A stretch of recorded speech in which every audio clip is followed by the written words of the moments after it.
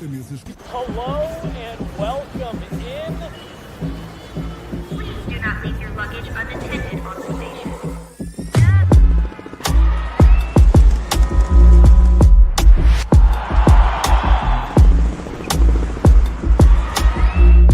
Welcome to the show. Hello, everybody, and welcome to the show. Happy Friday. This is another Guerilla Sports Daily. I'm your host for today, Liv Moods. Sorry we're a little behind schedule, kind of a crazy morning, but it's a really great thing because Guerilla Sports is just booked and busy always. So all good things, but sorry we're running a little bit late. I already see Cedric in the chat. Cedric, good morning to you. Thank you for being here. Happy Friday. I hope you have a wonderful, wonderful Friday. We've got a few things that I want to talk about. We're going to start with Denver sports. A lot of things happening in Denver sports, a lot of good things, a lot of like, how should I feel about this things, mostly as it pertains to the Denver Nuggets, but we'll get to that. But honestly, a lot of really exciting stuff happening in the world of Denver sports. We're going to start with the Colorado Buffaloes. The CU Buffs are just doing some really, really great things right now. And that is all thanks to Coach Prime, who took over this team. And despite having a rough end of their season last year, has really flipped this program upside down in the best way and really changed it for the better. So the Buffs are on the road this weekend taking on the Kansas Jayhawks, okay? The Buffs right now are ranked 16th and have a really great chance right now at making this new 12-team playoffs. As you guys know, the college football playoffs has now expanded to 12 teams, and I think the Buffs are in a really good spot to potentially make the playoffs if they can win the rest of their season, win out the rest of their season. They've got the Kansas Jayhawks this weekend. They've got Oklahoma State next week following Thanksgiving Day. So they're looking like they're in a good spot here. And they are also currently the favorite to win the Big 12. This is a conference that they just joined this season, and they are absolutely making their mark on it. It's been really fun to watch. So the favorite right now to win the Big 12 conference, despite just joining the conference this season. And this may be just the beginning, okay? Despite rumors and a lot of excitement around, will Coach Prime be the head coach of the Dallas Cowboys? I'm going to tell you right now, I do not want that for Coach Prime.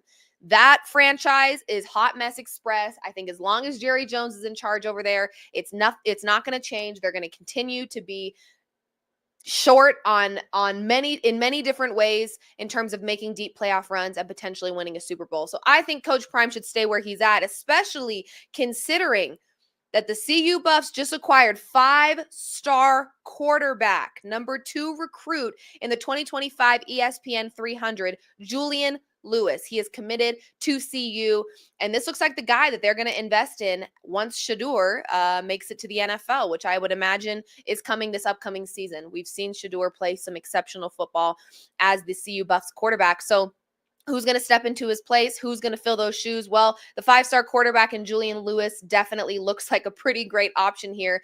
And so the question is this going to be enough to keep Coach Prime where he's at? And he did say, I can't wait to be a part of his life and coach him. So it looks like Coach Prime is here to stay. He's going to continue to make his impact in Boulder with this CU Buffs team. Like I said, congratulations to Coach Prime and this CU Buffs team, because for years, for decades even, this Buffs team has not really scared anybody, and now they're doing some really exceptional things. So been very cool to watch. We're excited to continue to watch it. And like I said, maybe we'll see the Buffs in the playoff. Maybe they'll win the Big 12 championship, which again will solidify how great of a head coach Coach Prime truly is. So congratulations to the Buffs. Let's move on to some more football. The Denver Broncos, I mean, Bo Nix is the real deal. He's a rookie, and he's certainly not playing like one. He looks exceptional. The Broncos currently 6-5, third in the AFC West. And based on their next few games, I would say their next 3 games, they've got the Raiders, they've got the Browns, they've got the Colts. And the Browns just shocked the Steelers last night in a Thursday night football matchup. However, I do think these are winnable games for the Broncos in their upcoming schedule. And that being said, I think there's a lot of optimism around this Broncos team making the playoffs this year. And if you've watched the Broncos for the last decade, if you even watched them last season, you know making the playoffs was not something that I think many of us had on our radar under Sean Payton with a rookie quarterback. But here we are. Bo Nix is the real deal, and our defense has been the real deal all season long. I think this team is a force to be reckoned with. I think they're going to shock a lot of people. And I think based on their remaining schedule, they do have a pretty great chance at making the playoffs this season, which is amazing. Bo Nix named NFL Rookie of the Week in back-to-back weeks. Okay, let's talk a little bit about Bo Nix here. Since the start of October, here are his QB ranks. Okay, passing yards 1,600, over 1,600. That ranks him first out of rookie quarterbacks. Okay, total yards 1,800, over 1,800. That ranks him first.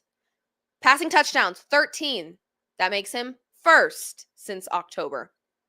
Scrimmage touchdowns, rushing touchdowns, 3 since the start of October. That puts him in first.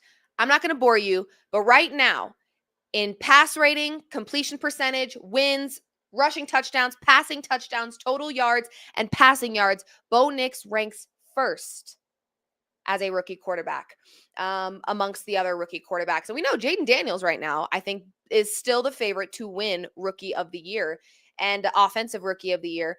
But listen, in the last 4 games, Bo Nix, 257 passing yards per game on average, 11 touchdowns.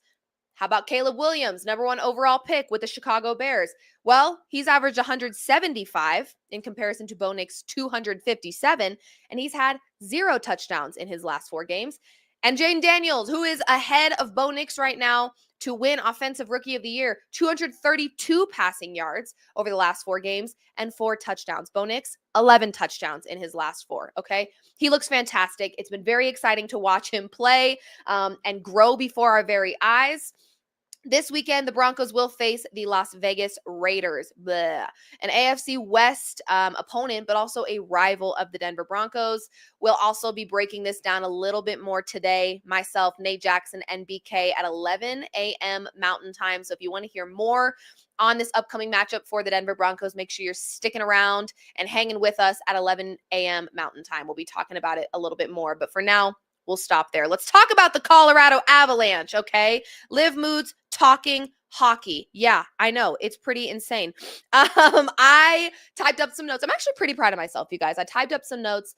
I sent it to our hockey talent. I was like, hey, how did I do? He's like, this looks great. You're covering all the bases. So we're going to get into it.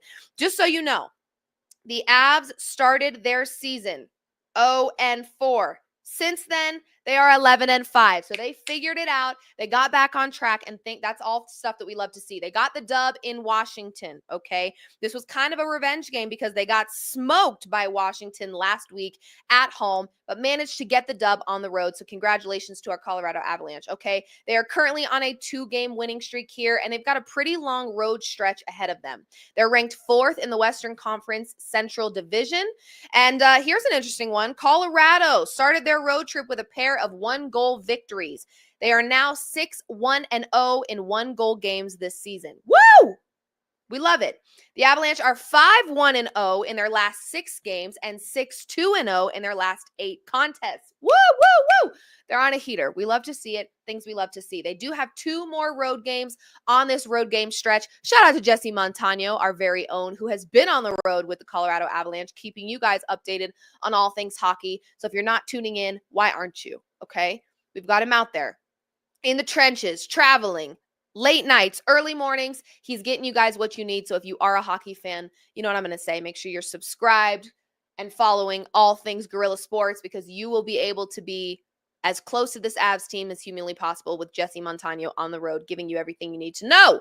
Okay, 2 more games on this road stretch for them. On Saturday, they are facing the Florida Panthers, and on Monday, the Tampa Bay Lightning. So hopefully this hockey team, this Colorado Avalanche team, can continue on their little win streak here. They're looking good. They bounced back after a rough start to their season, and for that, we should be excited. Like I said, a lot of exciting things happening in the world of Denver sports. Now, finally, the Denver Nuggets.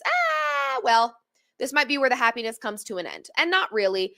The Nuggets are just still in a period right now of adjusting to what it feels like to play basketball without Nikola Jokic. I will tell you, I don't have any insider information outside of the fact that Jokic did not practice with the team yesterday. He is still with his family. And for tonight's game against the Dallas Mavericks, he is uncertain. So in my brain, as fans, I believe that we should just prepare to not have him, because it's way easier to slot Nikola Jokic into an existing offense than it is to prepare to not have him. Nikola Jokic is an MVP. This Nuggets team has the best offense when he's on the court, and they have the worst offense when he's not playing. There's a reason that he is an MVP and the greatest in the world right now, okay? So I do think that this team needs to prepare to not have Nikola Jokic. Yes, they do have the Lakers tomorrow. They've got back-to-back games tonight at home against the Mavs, tomorrow against the Lakers, and God, would I love to have Nikola Jokic available to face the Los Angeles Lakers. I mean, I am crossing every part of my body right now because we need it. We absolutely do. Like I said, they're facing the Mavericks tonight, who will be without Luka Doncic. So, one of their best players, our best player, potentially both out. It's a good opportunity for this Nuggets team, again, to continue to prove that they can win games without Nikola Jokic. They did so on the road against the Memphis Grizzlies. They've got to do it again. Yeah, because here's the deal. Nikola Jokic is amazing, and we want him back. But is there a guarantee we get him available for every game in the season? No. There's not even a guarantee that if you have a 7-game series in the playoffs that he's going to be available for all 7 games. This Nuggets team has to learn how to do it without him. We did see Jamal Murray get a little bit more activated in that second game on the road against the Grizzlies. If we can get that from him every night, I'm feeling pretty good with or without Jokic. We do have Aaron Gordon still out with a calf injury. Hopefully he's getting back with this team shortly, but again, calves are not something you want to mess with. You don't want an Achilles injury. You just don't want any of that. So I want him to take his time because we have seen Peyton Watson getting those starting minutes and he's been looking great. So again, I think the Nuggets are just kind of in this limbo of like out 2 of their 5 starters. Jamal Murray's still trying to figure out what's going on with him. So it's going to be tough. The Mavericks are not a team to sleep on. They're the Western Conference champions. And the Lakers, certainly, that rivalry has built over the last few years. And I do believe in the last 9, the Nuggets are 8-1 against the Lakers. But listen, the Lakers looking pretty good right now, okay? They've got a lot of talent on their roster. So it's going to be a tough weekend, I would imagine, for this Nuggets team. I'm not saying they can't do it, but if you're uncertain about one Denver sports team right now, it's probably going to be the Nuggets, just given the nature of, missing important players, one of which is Nikola Jokic. You can't duplicate that. You can't replicate him. He is who he is. And of course, we want him back. But of course, we are also sending best wishes and prayers and love his way as he's spent a pretty extended amount of time with his family. We can only hope that things are positive and everything is okay over there. So sending our best wishes. Take your time, Jokic. Family is the most important thing. But of course, as a fan, would love to have him back as soon as humanly possible. Okay, there you go. That is your Denver sports update situation here. Now I've got 3 games where I've got bets for you, okay? And normally I just break down 3 NFL games that I like and then I give you a bet. No. I looked at 3 games that I like to side in, and we're going to talk about those. We're going to start with the 49ers versus the Packers. Listen, 49ers are kind of going through it this season. Let's just be fully transparent here. They've had injuries left and right. I fly every single Tuesday to San Francisco area to go see Debo. We have a podcast together. It's been so fun. And I've talked to him about just the frustration that is attached with this 49ers team this year. There's a lot of different things that they've gone through personally. One of their receivers was shot before the season started. There's people that are losing family members. There's injuries everywhere. I mean, it's just been a very tough year for the 49ers. Now, does that mean that they're not still talented? No, it does not, which is exactly why I am backing the 49ers in this spot to cover. This feels like a back against the wall situation for this 49ers team. This to me is the time of the season where, because the NFC West is so tight right now, tight race between the Rams, the Cardinals, the 49ers, and the Seahawks, who the 49ers just lost to last weekend.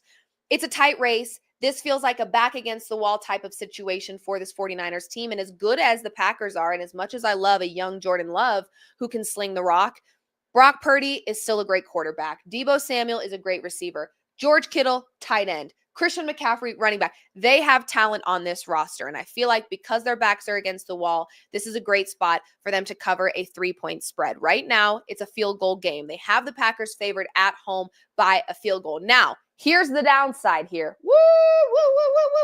I don't love it. It appears there's going to be some weather that the 49ers have to deal with. And they are California people, okay? Every week I've flown to California, It's not winter over there. There's Christmas lights up, but it's not cold. There's no snow on the ground, okay? And playing in Lambeau is no joke, especially if there is weather. Thankfully, there's a guy that goes by the name of Christian McCaffrey that can run through snow, sleet, rain, wind, hurricane, tornado, earthquake, you name it. He's that good, okay? And I know he's coming back from injury, and there's a little bit of uncertainty there. But to me, this is a great spot for the 49ers to prove that they've still got something going there, and I think they do. They're well coached. They've got a lot of talent, and Christian McCaffrey, born and raised Colorado native, might I remind you. He can run through snow. He's good. He's chilling. So I'm going to back the 49ers here. I'm going to back the 49ers here to cover the spread, and it is what it is. If you want to know how these two teams have gone head-to-head against one another, not sure that really matters because it's two very completely different teams since the last time they probably played. But head-to-head, the 49ers have won the last 3 dating back to 2022, okay? So the 49ers know how to beat this team, and some of those were at Lambeau. It was a very low-scoring affair the last time they played in Lambeau. 13-10, they were able to win. I do think it's another low-scoring affair in this one if there is weather, but again, I just like this team to do what they need to do. And I do see a comment here, Brock Purdy may be out. I'm okay. It just feels like a good spot to back this 49ers team back against the wall, and it's going to force some other guys to step up. I think the ground game is going to be exceptionally important in this one, and I trust Christian McCaffrey to get it done. I think it's a low-scoring affair, not a whole lot of offense, but it'll be what it is, okay? So there you go. That's that. Now we're going to talk about a couple other matchups here that I like. Let's go to the Tampa Bay Buccaneers, New York Giants situation. What the flip is going on with the New York Giants? I don't know. I can't be bothered to figure it out. Danny Dimes had probably the weirdest, sort of retirement post-practice presser. I don't know what it was, but it was like he was mourning the loss of the Giants. They had him practicing as a safety in practice. What the hell's going on over there? I don't know. But sometimes when these teams are in this hot mess express mode, they're just playing football because they've got nothing else to lose. So you guessed it. I'm backing the Giants to cover. Sounds psychotic. I know. Liv, please. That does not sound like something that's going to happen. It doesn't sound possible. The Bucs are awesome. The Bucs have some injuries going on. The Giants are going to be playing football because they love the sport. They've got nothing to gain or lose right now. What is Danny Dimes even doing? Is he retired? Is he a safety? Is he a quarterback? Are we moving on from him? I don't know. I think the Giants are fully aware, watching their division rival in the Eagles with Saquon Barkley. I think they're fully aware that, we might have made some mistakes here. I'm not sure we thought this through. Yeah, I don't think you did. Saquon Barkley's out of here and absolutely crushing with the Philadelphia Eagles, a team that you probably hate, Giants fans, but it is what it is. He just got released. Yeah, I don't know what the hell is going on here. No idea. The Giants are a hot damn mess. But again, this is one of those spots where a lot of things going wrong for this team. A lot of question marks, but they just go out there and they play football because they love the sport. And the players also might have something to prove, like, hey, we can win with or without whoever, and F you, middle fingers up, here's what we're doing. So I'm going to back the dog in this one. I know that sounds insane. Liv, why would you do that? They're a mess. You just said it for 10 minutes, how much of a chaotic mess they are. I'm backing the dog. Sometimes you take these bets and it's just like, I can feel it in my gut. I think this is one of those games where maybe the Tampa Bay Buccaneers let their guard down a little bit. It's a little bit closer than it should be. I'm not saying the Giants win this game. I'm just saying they do have some young talent. I'm a big fan of Malik Neighbors, actually. So they have a lot of talent, and I think they can at least keep this somewhat competitive. That's all I'm saying. So I'm backing the Bucs. And finally, Eagles-Rams. I just mentioned Saquon Barkley. I love Saquon Barkley. Not like that. But I absolutely love his game. I love watching him play football. And I think that this Eagles team, now, could this bet that I'm about to tell you, which just know I'm backing the Eagles. Okay, I put it out there. I do have a futures ticket for the Eagles to win the Super Bowl. Now, you're probably like, Liv, what? Why would you do that? There's a lot of other teams, Lions, Ravens. There's a lot of other teams out there that are doing some really great things. There is something deep in my core here that feels like this Eagles team is going to get momentum at the right time. I feel like we're getting close to that, where they're going to start just playing some really good football, really good football. They've got the talent. I'm a big fan of their roster. When that roster is healthy, I mean, we don't talk about that team enough, about how stacked that roster is. I like the roster. I like the Eagles. I'm backing the Eagles against the Rams. The Rams to me feel like that team where it's like they're good, just not good enough. And I feel like the Eagles are going to get their momentum right when they need it. So I'm backing the Eagles against the Rams. I actually love both of these teams. I think they're exceptionally fun to watch. They both got a lot of talent. But the Eagles right now, I don't know. There's something about that Saquon Barkley, Jalen Hurts combination that I'm just loving. I'm loving it. So I'm backing the Eagles in this one. So there you have it. I'm backing the Giants, who are a hot damn mess. I'm backing the 49ers, who in their own right are kind of also a hot damn mess. And I'm backing the Eagles, who I just am a big fan of this season. Can't explain it. I just think that they're a great football team. And I don't know. I think they're going to find their mojo here pretty soon, where they're going to be playing some really great football. Especially considering the Cowboys. I mean, there's no threat there. The Cowboys are freaking just absurd. A mess over there. So honestly, the NFL is just very strange right now. I actually talked about this with Debo when I was with him the other day. I said, there's a lot of really good teams that are losing a lot, 49ers are a great example. The Bengals, really good. Actually, the Bengals are a really great football team. Their record, not really showing for it, but they are a really good, really, really good football team. So this season just feels bizarro and weirdo. And for some reason, I'm like, the favorites right now, you'd probably pick the Ravens and the Lions to be back in the Super Bowl. I'm still not bought into the Chiefs, so don't even try it. But Ravens and Lions Super Bowl seems like the most realistic one. And for some reason, I feel like there's just going to be some crazy things that happen, and those are not going to be the teams that we have in the Super Bowl. I don't know, you guys. I can't explain it, but it feels like a very weird NFL year. I'm loving every bit of it, but it does feel weird. So, okay. That's what I have for you. We talked a little bit of Denver sports. We talked a little bit of NFL. I threw you guys some bets. I'll probably also have some bets in our off-field show that pertain to the Broncos. Last weekend, betting on the Broncos, I was on fire. Flames. Okay. Marvin Mims, anytime touchdown. Javonte Williams, anytime touchdown. Who could have called that? Well, I did.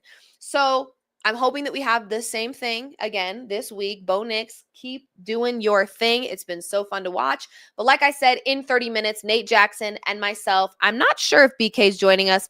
I believe I got some a text from him that says he won't be with us, but Nate Jackson and myself will be available to break down all things Denver Broncos versus the Raiders this weekend. And we're excited about it. So thank you guys for tuning in for another Guerilla Sports Daily. I'm your host for today and every Friday, Liv Moods. Thanks for being here. Much love. Have a wonderful Friday and a wonderful weekend. And don't forget, the Nuggets play tonight, and I will be at Ball Arena to keep you updated on all things Denver Nuggets. So make sure you're tuning in to all things Guerilla Sports, and we'll see you later. Bye.